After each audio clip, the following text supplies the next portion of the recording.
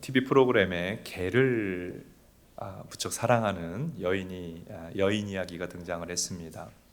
그 여성은 개를 지나칠 정도로 사랑해서 길 가다가 유기견만 보면 다 데리고 오는 거예요. 집에 개가 그득합니다.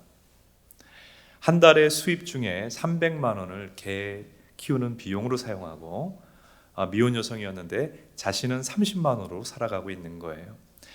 그 사회자가 물었습니다. 어떻게 그렇게 개를 사랑하게 되었느냐고 물었더니 이전에 사귀던 남자친구에게 배신을 당하고 나서 사람을 배신하지 않는 개를 사랑하게 되었다고 이야기를 했습니다. 제가 그 여성의 이야기를 가만히 지켜보면서 사람에게 친밀감의 욕구라는 것이 얼마나 강한가. 사람과 친밀하지 못하면 동물과라도 친밀하게 지내야 되는 것이 인간이구나 하는 것을 좀 느끼게 되었습니다. 사실 외로움이라고 하는 것이 사람의 가장 큰 형벌이죠. 사람이 먹는 것 해결이 되고 입는 것 또 잠잘 곳이 있더라도 사람은 외로움은 못 견딥니다. 그런데요, 사실은 우리가 사람들과의 친밀감만으로 행복할 수 있는 존재는 아니라는 것도 우리가 알 필요가 있습니다. 결혼하기 전에는 나에게 평생 동행할 배우자가 있으면 행복하겠다, 더없이 좋겠다 이런 생각을 했지요. 그리고 결혼하고 나서 예쁜 아이가 탄생하면 영원히 한없이 행복하겠다 이런 생각을 했습니다마는 시간이 지나면서 그것이 좀 착각이었구나 하는 것을 알게 됩니다. 배우자가 있고 또 자녀가 있더라도 사람은 여전히 어느 한 구석 외롭습니다. 왜 그런가? 사람은 하나님과의 교제를 위하여 창조된 존재이기 때문입니다. 그러니까 사람은 하나님과의 교제가 회복이 될 때만 평안이 임하고 참된 만족이 임한다고 하는 것이지요.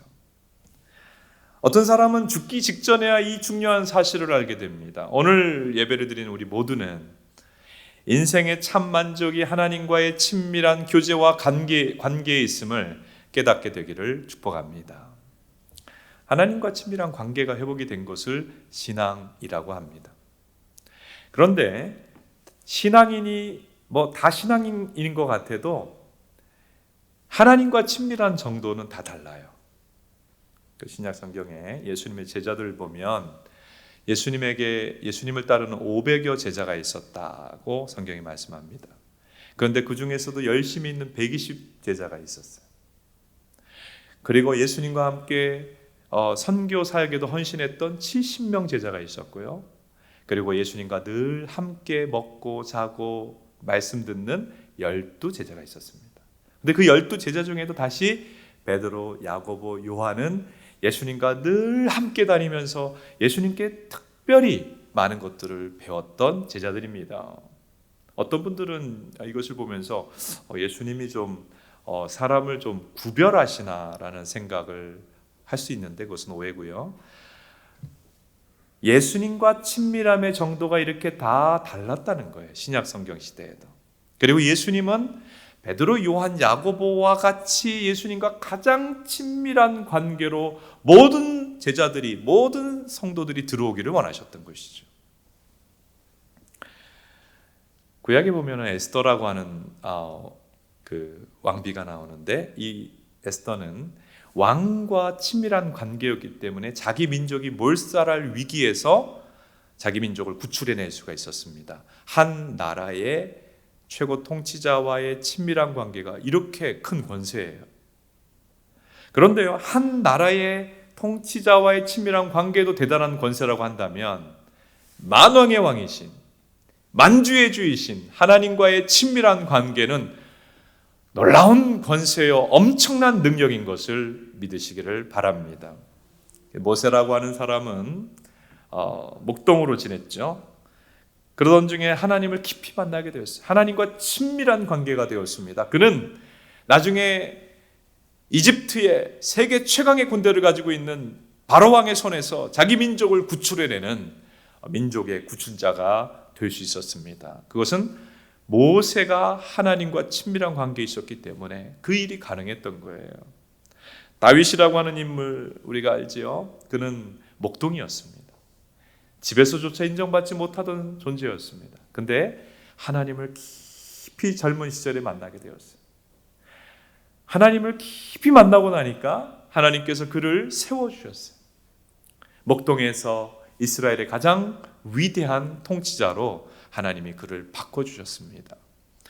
하나님과 친밀한 사람, 이 사람을 통해서 하나님의 역사가 일어납니다.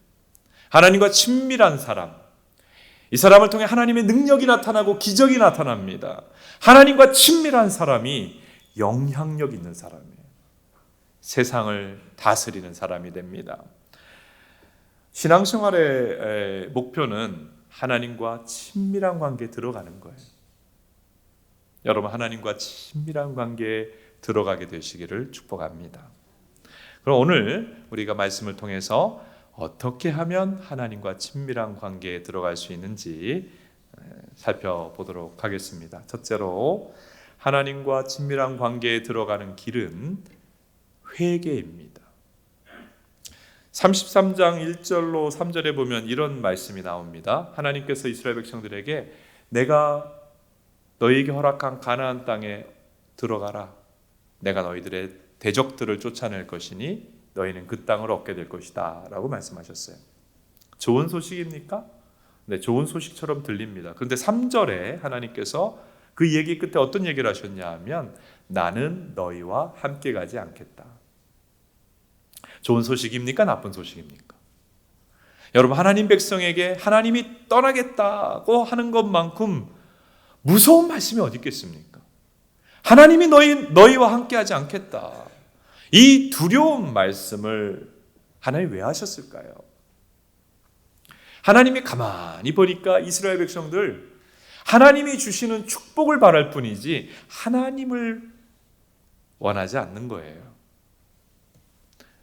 지도자 모세가 하나님 말씀을 받기 위해서 시내 산 꼭대기에 올라가 있을 때 이스라엘 백성들은 즉시 영적으로 변질이 되어가지고 금으로 우상을 만들었어요. 금송아지 우상을 만들어서 섬겼어요.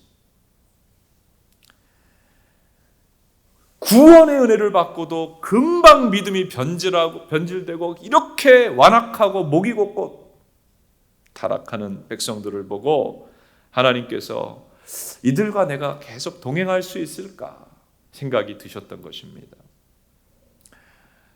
집에 몹시 패역하고 악한 자녀가 있으면, 그래서 늘 부모의 속을 썩이면 그 부모는 매일같이 야단을 칠 수밖에 없고 어떻게 보면 자주 화를 낼 수밖에 없어요.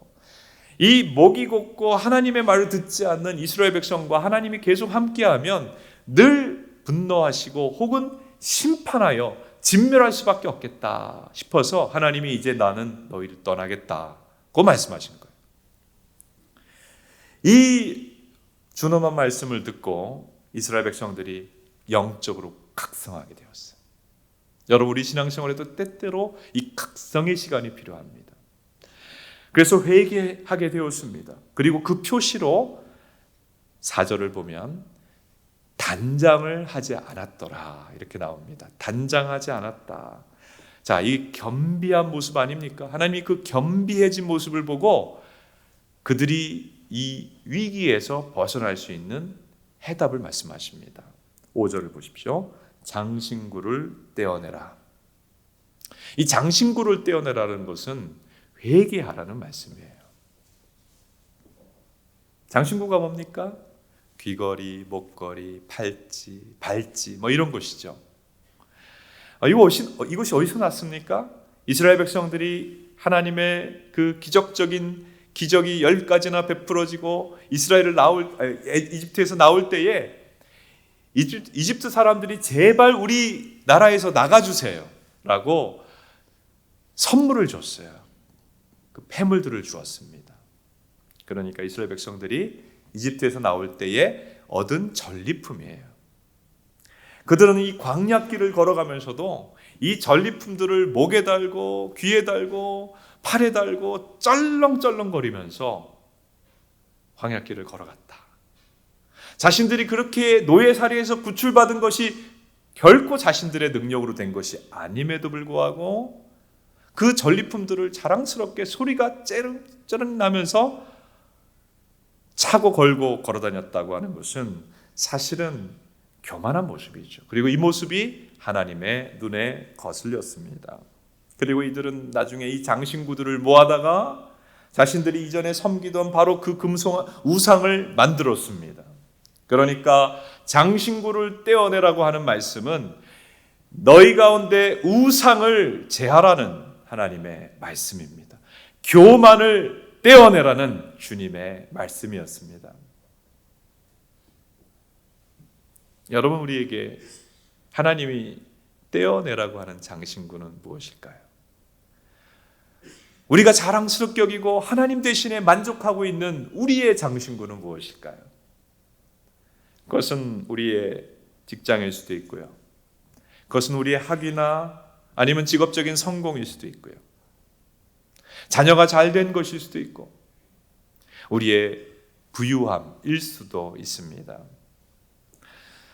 하나님을 대신하여서 나에게 자랑거리가 되고 나에게 만족을 주고 있는 그 것들을 오늘 예배를 통해서 하나님 앞에 겸비하게 내려놓는 귀한 시간이 될 수 있기를 바랍니다. 그리고 장신구를 제하라 하는 것은 우상을 제하라는 말씀일 뿐만 아니라 습관적인 죄악들을 제하라는 뜻입니다. 이스라엘 백성들은 그 장신구를 갖고 있다가 우상을 만들었잖아요. 그것 때문에 멸망당할 뻔했음에도 불구하고 그 우상의 씨앗들을 여전히 갖고 있고 여전히 걸고 차고 달고 있었다는 거예요. 죄악을 끊지를 못했어요. 버리지를 못했어요. 하나님이 제하라고 하십니다. 오늘 우리에게도 얼마든지 그것 때문에 죄짓게 되는 것을 알면서도 습관적인 죄에 빠지게 되는 것임을 알면서도 제하지 못한 것들이 있다면 그것이 하나님과 관계를 깬다는 것을 기억하고 오늘 예배를 통해서 제할 수 있게 되기를 바랍니다. 비판하고 정죄하고 말로 짓는 죄악들, 세상의 불의와 타협하는 연약한 모습들, 그리고 판단하고 정죄하고 분노하고 미워하는 관계의 죄악들, 음란과 모든 종류의 성적인 죄악들, 하나님의 뜻을 구하지 아니하고 내 뜻대로 살아왔던 죄악들, 습관적인 죄악들을 오늘 주님 앞에 회개함으로 내려놓게 되기를 바랍니다. 오늘 우리 안에 하나님과의 친밀한 관계를 가로막는 이러한 죄악들을 내려놓고 온전히 회개하게 될 때에 오늘 예배를 통해서 하나님과의 친밀함이 우리 모두에게 회복될 줄로 믿습니다. 두 번째로 하나님과 친밀한 관계에 들어가는 길은 참된 예배입니다. 참된 예배. 7절에 보면 이제 33장 말씀의 배경은 이스라엘 백성들이 모세가 떠나 있는 동안에 금송아지 우상 숭배한 사건이거든요. 이것을 통해서 이스라엘 백성과 하나님과의 관계는 깨어졌습니다. 모세는 이 상황을 수습하기 위해서 7절에 보면 진 바깥에 회막을 만들었다라고 되어 있습니다. 회막이 무엇입니까? 회막은 하나님을 만나는 집이란 뜻이에요. 이스라엘 진 안에 예배하는 장소가 있었어요, 분명히. 그런데 왜 예배하는 장소를 진 바깥에 별도로 만들었습니까? 이스라엘 백성들이 지금 심히 범죄하고 심히 부패하여서 그들 가운데는 참된 예배가 존재하지 않았기 때문에 그 변질된 예배의 장소에서 떠나서 참된 예배를 드릴 사람들만 모아 참 예배를 회복하겠다고 하는 것이 모세의 계획이었습니다. 이 말씀을 우리가 보면서 우리가 알게 되는 것은 하나님께서 모든 예배를 받으시는 것은 아니라는 거예요. 우리가 예배를 드릴 때 예배는 우리를 위해서만 드리는 게 아니라 은혜 받는 측면만 있는 게 아니라 하나님께 예배를 드리는 측면이 있지 않습니까? 늘 하나님 받으시는 예배인가를 가만히 생각하며 예배를 드릴 수가 있어야 됩니다. 7절을 보십시오. 같이 한번 읽어보겠습니다. 시작. 모세가 항상 장막을 취하여 진 밖에 쳐서 진과 멀리 떠나게 하고 회막이라 이름하니 여호와를 앙모하는 자는 다 진 바깥 회막으로 나아가며. 하나님 받으시는 예배가 어떤 예배냐? 하나님을 앙모하는 자의 예배입니다. 하나님을 사모하는 자의 예배입니다. 하나님을 앙망하는 자의 예배입니다. 그냥 형식적으로 드리는 예배, 마지못해 드리는 예배, 냉담하게 드리는 예배, 축복만을 바라는 예배, 하나님 받으시는 예배가 아니죠. 앙모하여 사모하는 예배, 자신을 드리는 예배, 하나님의 축복만 아니라 하나님 자신을 구하는 예배를 하나님이 받으십니다. 그런데요, 이스라엘의 그 수백만 명 중에도 참 예배를 드리는 자는 소수였어요. 출애굽 시대만 아니라 오늘날에도 하나님 찾으시는 참 예배를 드리는 사람들은 의외로 소수일 수가 있습니다. 그런데 그 소수의 하나님을 앙모하여 드리는 참 예배자들에게 하나님의 특별한 은혜가 임합니다. 하나님 깊이 찾아와 주십니다. 여러분, 저는 예배를 이렇게 정의를 합니다. 몇 번 말씀을 드렸는데 따라합시다. 예배는 하나님의 보화 창고이다. 하나님의 보물 창고가 예배예요. 예배는 깊은 영적인 세계가 있습니다. 예배는 강력한 은혜의 통로예요. 예배를 통해 하나님을 만나보세요. 예배드리기 전까지 마음도 괴롭고 몸도 괴롭고 삶이 온통 깜깜했다고 할지라도 여호와를 앙모하여 예배하는 가운데 회복이 일어나요. 이게 예배 때마다 우리가 경험하는 일 아닙니까? 예배는 하나님의 강력한 은혜가 임하고요, 예배는 하나님의 놀라운 능력이 나타나고요, 예배는 하나님의 기적이 일어나는 시간들입니다. 그래서 이런 얘기가 있어요. 수백억짜리 영화보다도 한 시간의 예배가 더 능력 있게 우리 삶을 변화시켜 주는 것입니다. 그런데 예배에 세 가지 단계가 있어요. 그냥 몸만 나와 있는 예배가 있어요. 몸만 와 있는 예배. 그 예배를 성전 뜰만 밟고 가는 예배, 성전 뜰 예배라고 합니다. 그리고 몸만 와서 드리는 예배가 아니라 마음도 드리는 예배를 성소 예배라고 말합니다. 그리고 마음만 드리는 정도가 아니라 영으로 하나님을 직접 만나는 예배, 이것을 지성소 예배라고 합니다. 따라합시다. 지성소 예배.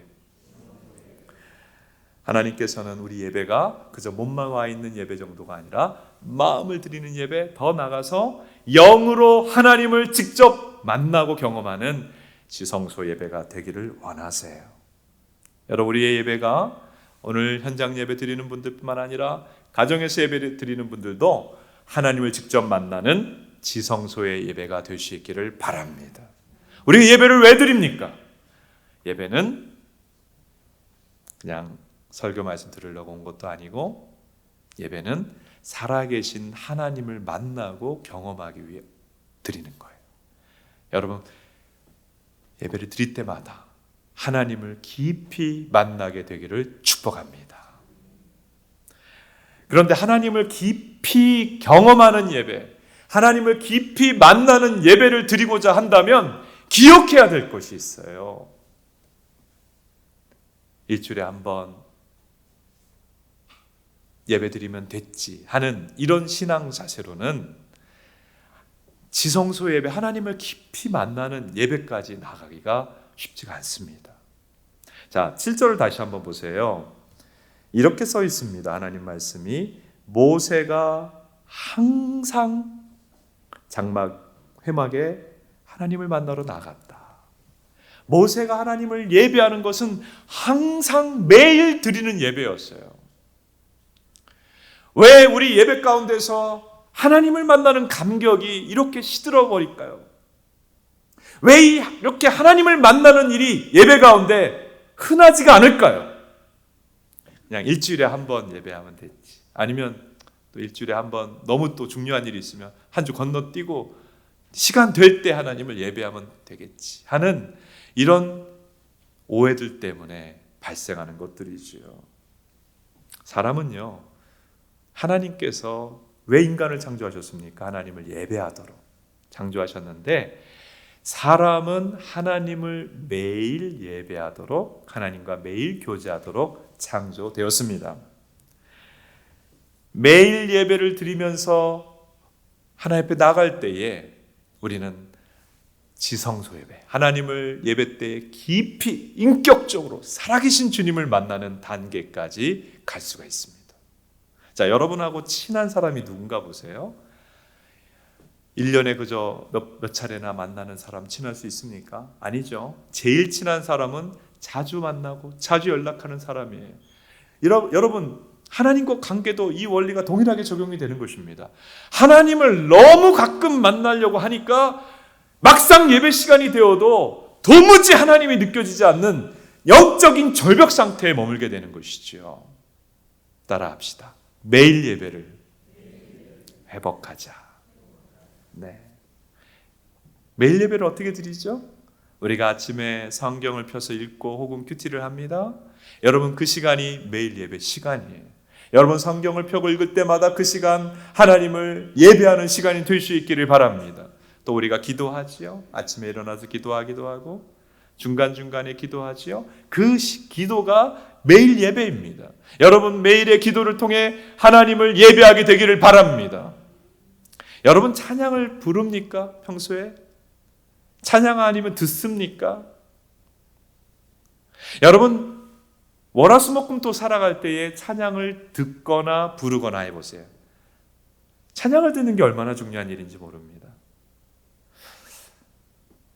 마음의 위로가 되는 클래식 듣는 것도 좋지만 찬양을 들어보세요. 길을 가면서 또는 출근을 하면서 퇴근을 하면서 그 찬양을 들으며 좀 따라해 보세요.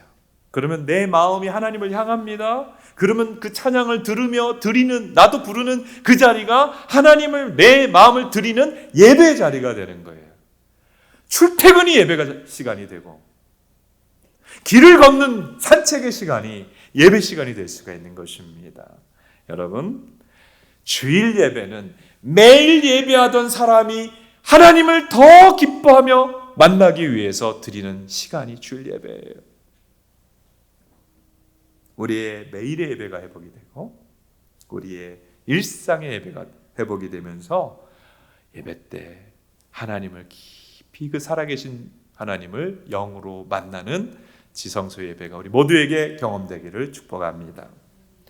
세 번째로, 하나님과 친밀한 관계에 들어가는 길은 하나님을 향한 갈망입니다. 따라합시다. 하나님을 갈망하라. 한 번 더. 하나님을 갈망하라. 금송아지 우상 숭배 사건 이후에 하나님께서 사실은 너무 이스라엘 백성들에게 진노하셔서 내가 이 백성들을 다 진멸하겠다, 심판하겠다고 말씀하셨어요. 이스라엘 백성들의 지도자 모세는 자신이 뭘 어떻게 할 수 없는 한계 상황을 만난 거예요. 나라가 멸망하게 생긴 거예요. 여러분, 사람이 어떻게 할 수 없는 한계 상황을 만나면 하나님만 찾게 됩니다. 하나님. 모세도 이 한계 상황에서 하나님을 찾게 됐어요. 출애굽기 33장에는 그 모세의 그 유명한 기도가 나옵니다. 33장 18절 같이 한번 읽어보겠습니다. 시작. 모세가 이르되 원하건대 주의 영광을 내게 보이소서. 한번 따라합시다. 주의 영광을 내게 보이소서. 모세가 지금 왜 주의 영광을 보여달라고 합니까? 지금 모세가 드릴 기도가 많아요. 이 백성의 죄를 용서해 주옵소서. 하나님, 이 난국을 해결해 주시옵소서. 이렇게 기도를 할 것 같은데 우리 같으면 모세는 그렇게 기도하지 않고 이 난국을 해결해 주십시오 기도하지 않고 하나님 영광을 보기 원합니다. 주의 얼굴을 보기 원합니다. 주님을 더 깊이 만나기를 원합니다. 주님을 영광 가운데 계신 그 주님을 보기를 원합니다. 이렇게 기도하는 거예요. 왜 그럴까요?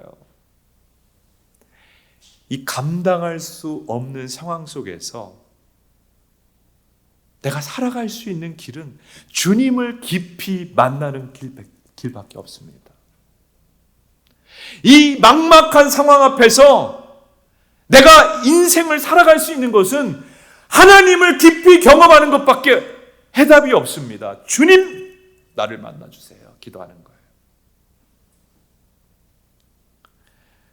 하나님을 더 깊이 만나기 원합니다. 모세는 이전에도 하나님을 깊이 떨기나무 가운데 만났어요. 계속해서 하나님 만나왔어요. 그런데 하나님, 지금은 저는 주님만 구합니다.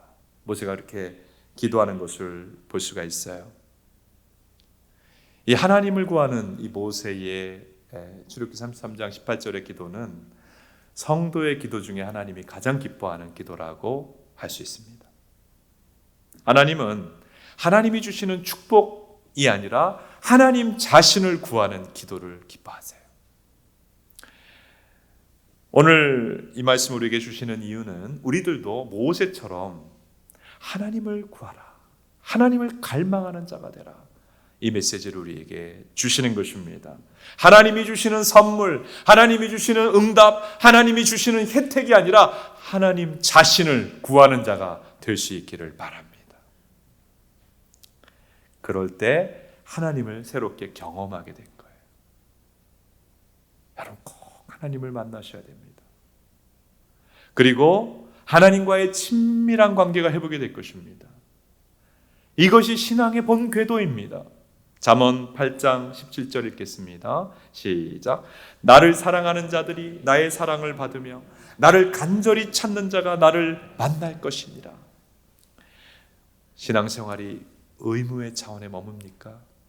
신앙생활이 자꾸 형식적이 되어갑니까? 신앙생활이 자꾸 지식적으로 되어갑니까? 위험한 것입니다. 그런 믿음은 주님 만나는 날까지 견뎌내지 못합니다. 조그만 시험, 조그만 마귀의 유혹이 와도 무너져 내립니다. 우리 주변에 얼마나 많은 신앙인들이 무너져 내리고 있는지 몰라요. 우리가 적어도 주님 앞에 설 때까지 이 세상의 세파를 이기며 신앙생활을 하려면 반드시 살아계신 주님을 깊이 인격적으로 만나야 돼요. 교회에 와서 하나님을 만나야 돼요.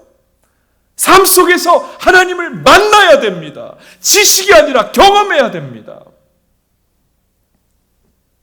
그런데 우리의 문제가 있죠. 하나님을 언제 만났는가 생각해 보면 생각이 잘 안 난다는 거예요.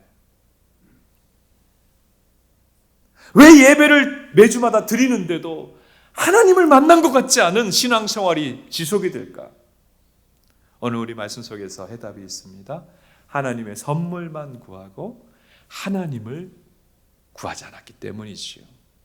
나에게 만족을 주는 이삭만을 구하고 이삭을 주실 하나님을 구하지 않기 때문입니다.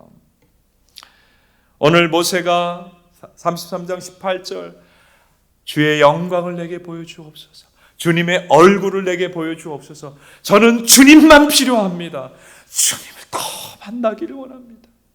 지금 내 인생에 필요한 것은 주님밖에 없습니다. 이 모세의 기도가 우리의 기도가 될 수 있기를 바랍니다. 하나님을 갈망하지 않는 자가 어떻게 하나님을 만나겠습니까? 하나님을 갈망하여 찾는 자만 주님 만나주시겠다고 했는데 여호와를 앙모하지 않는 마음이 어떻게 주님을 만날 수 있겠습니까? 하나님께서 오늘 성령으로 우리 마음을 새롭게 해주셔서 모세가 가졌던 하나님을 향한 갈망으로 주님 앞에 기도하고 엎드리는 우리 모두가 될 수 있기를 바랍니다. 하나님을 깊이 만나는 것이 얼마나 놀라운 일인지요. 하나님을 깊이 만나게 되면, 살아계신 주님 만나게 되면 우리 인생의 고민이 끝이 납니다. 제가 좀 시간이 된 일입니다만은 너무 여러 가지 고민들이 많아가지고 좀 안 되겠다, 이대로는 살 수가 없다, 일주일 동안 기도하자 하고 기도원에 올라간 적이 있습니다. 기도하는데 며칠 동안 열심히 기도해도 해결이 안 되었어요. 근데 이제 내려오기 전날 새벽에 기도 숲에 가서 기도하는데 하나님께서 마태복음 6장 33절 말씀을 주시면서 저를 만나 주셨어요. 새롭게 만나 주셨어요. 그런데 하나님께서 이렇게 저를 임재하시고 만나 주시는 바로 그 순간 제가 많은 기도 제목과 생각들이 있었는데 뚝 하고 모든 염려가 그쳐버렸어요. 왜 그런가? 여러분, 우는 아기를 보시죠. 우는 아기가 언제 울음을 그치죠? 엄마가 등장하여 감싸 안아주는 순간 울음이 뚝 그칩니다. 여러분, 하나님의 자녀인 우리는 하나님의 품을 경험하는 순간 모든 염려와 고민이 끊어져 나가는 것을 믿으시기를 바랍니다. 하나님을 만난다는 게 놀라운 축복이에요. 그리고 하나님을 깊이 성령으로 만나게 되면 이 땅에서도 어떤 환경에도 불구하고 천국을 누리는 삶을 살 수가 있습니다. 프렛 마커드라고 제가 이 독일계 미국인 의사를 만난 적이 있는데요. 이분은 원래 젊은 시절에 공산주의에 심취했고 또 히피를 좀 추구했습니다. 그래서 락 음악을 좋아하고 그렇게 살아갔는데, 그래서 이제 그 월남전 참전도 거부하고 공보위로 그 동독으로 가서 공보위 생활을 하게 되었습니다.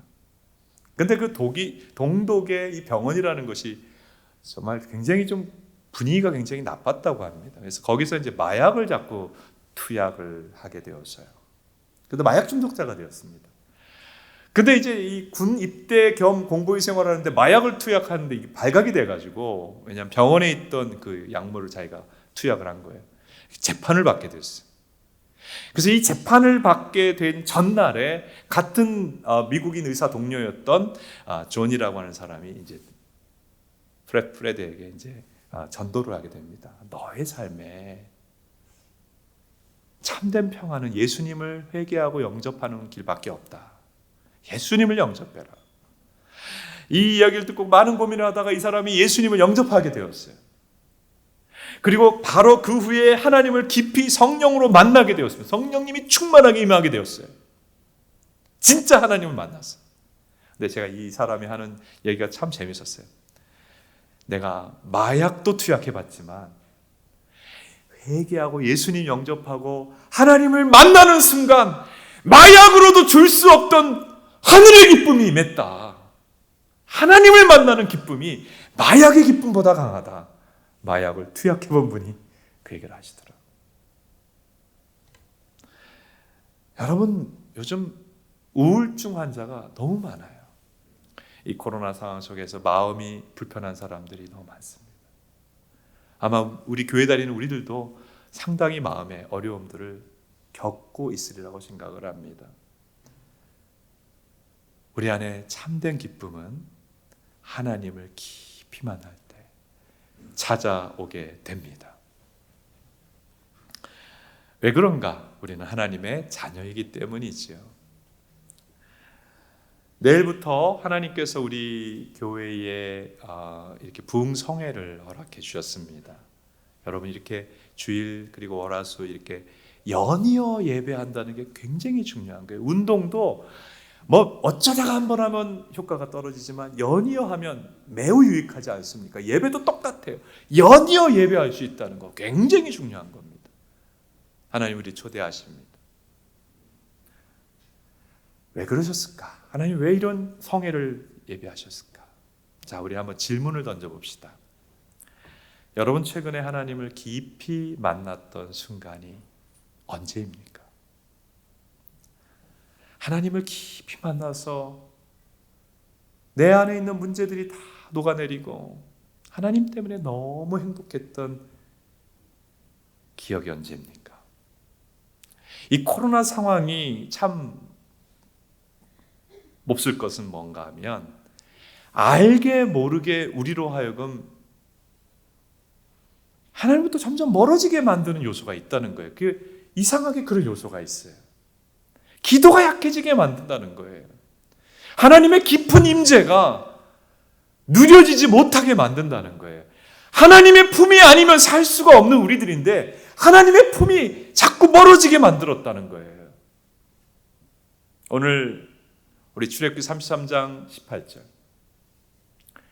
하나님을 갈망하라. 주의 영광을 내게 보이소서. 주님의 얼굴을 보기를 원합니다. 오늘 이 기도 제목을 주님이 우리에게 주십니다. 이 제목 붙잡고 주님 앞에 예배하며 나가는, 기도하며 나가는 우리들이 될 수 있기를 바랍니다. 우리 하나님께서 반드시 그런 자들을 깊이 만나주시고 하나님을 깊이 만나는 순간 우리 문제들이 떨어져 나가며 우리 인생의 반전이 일어나게 될 것입니다. 우리 머리 숙여서 기도하겠습니다.